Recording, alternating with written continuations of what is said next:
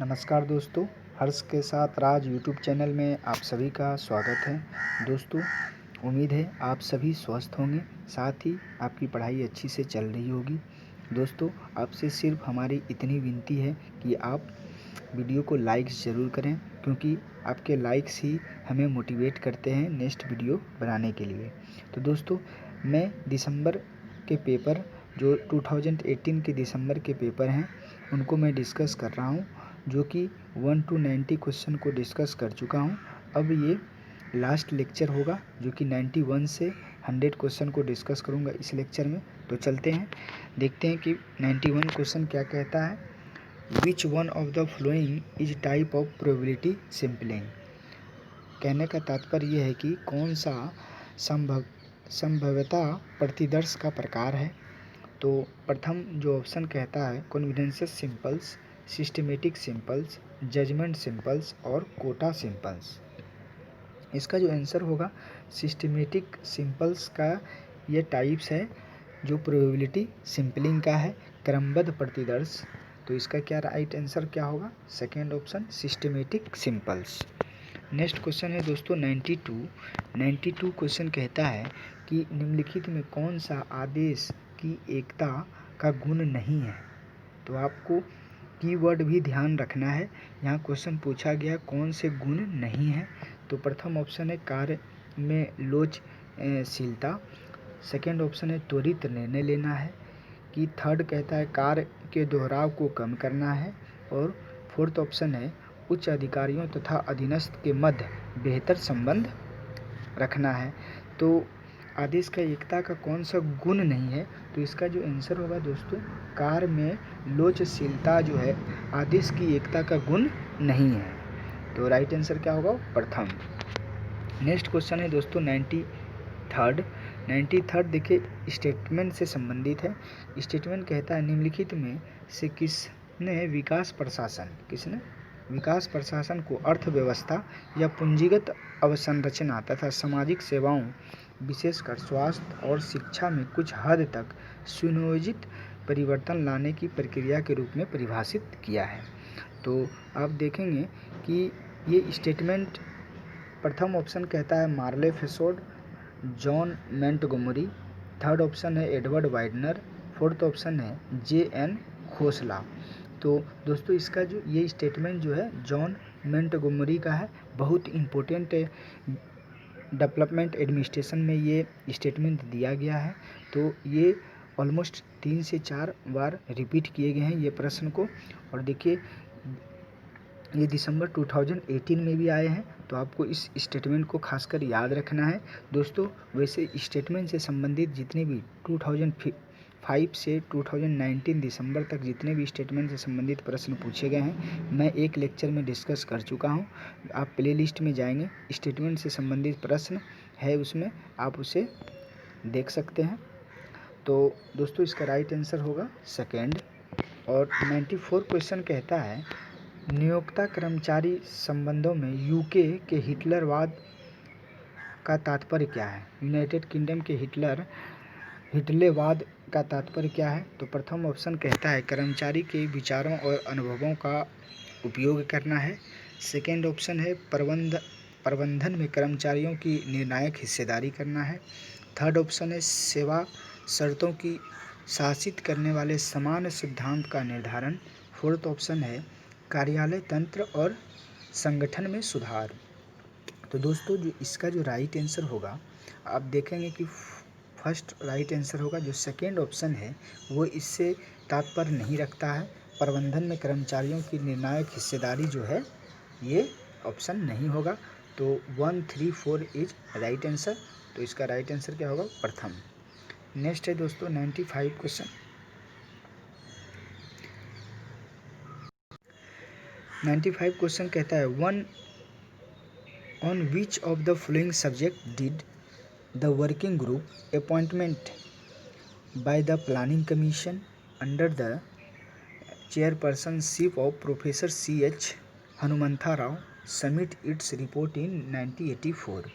Question में ये बात कहता है कि किस विषय पर प्रोफेसर हनुमंता राव की अध्यक्षता में योजना आयोग द्वारा गठित कार्यकारी समूह ने वर्ष 1984 में अपना प्रतिवेदन प्रस्तुत किया था? किस विषय में पूछा गया है?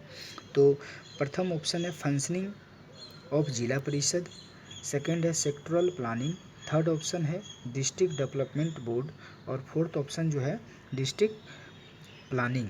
तो दोस्तों ये इसका जो आंसर होगा, हनुमंथा राव ने जिला नियोजन पर अपना रिपोर्ट प्रस्तुत किया था। दोस्तों कमेटी से भी संबंधित मैं लेक्चर, कुछ प्रमुख कमेटी के बारे में लेक्चर बनाया हूँ, आप प्लेलिस्ट में जाकर देख सकते हैं। तो क्या आंसर होगा इसका? District planning. हनुमंथा राव ने अपने प्रतिवेदन में 1984 में डिस्ट्रिक्ट प्लानिंग के बारे में रिकमेंडेशन दिया था।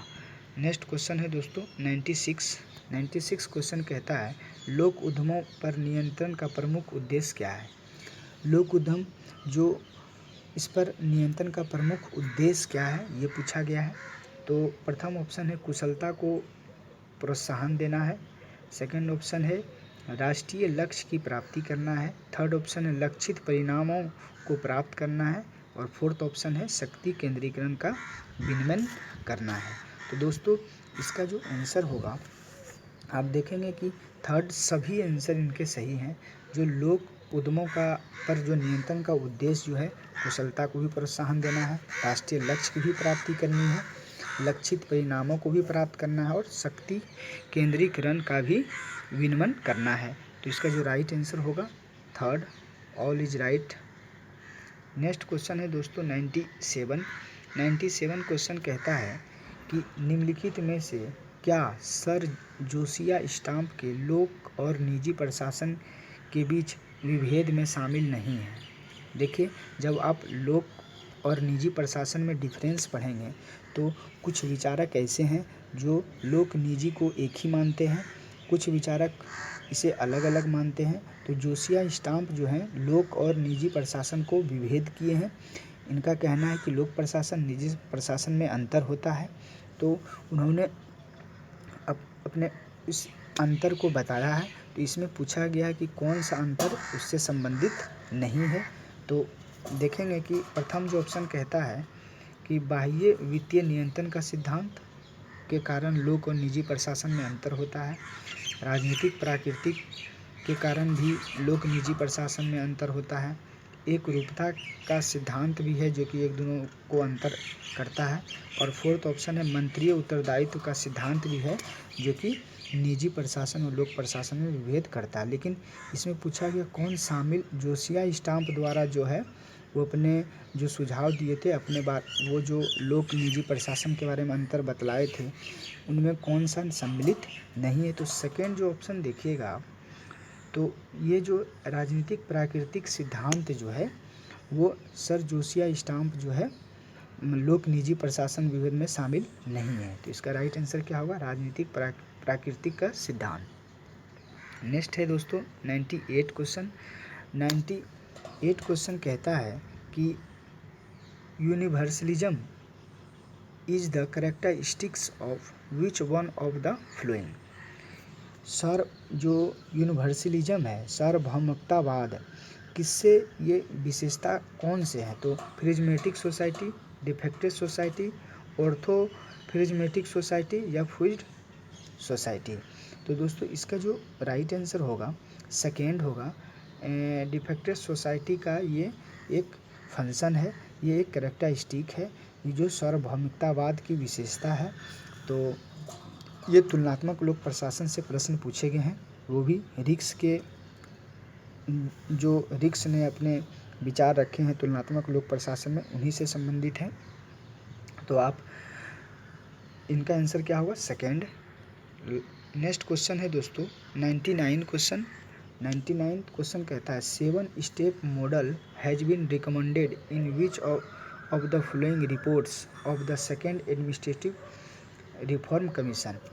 7 स्टेप मॉडल जो है इसमें कौन सा जो है जो सेकेंड ARC के रिपोर्ट में कौन से रिपोर्ट में रिकमेंडेशन दिया गया है? तो प्रथम ऑप्शन कहता है report on right to information, report on citizen centric administration, third option कहता है report on promoting e governance, fourth option कहता है report on ethics in governance. तो दोस्तों सबसे पहले तो आपको जितने भी 15 रिपोर्ट सेकेंड ARC के हैं, वीरप्पा मोइली के अध्यक्षता में 2005 में गठित हुई थी, ये जानकारी होनी चाहिए।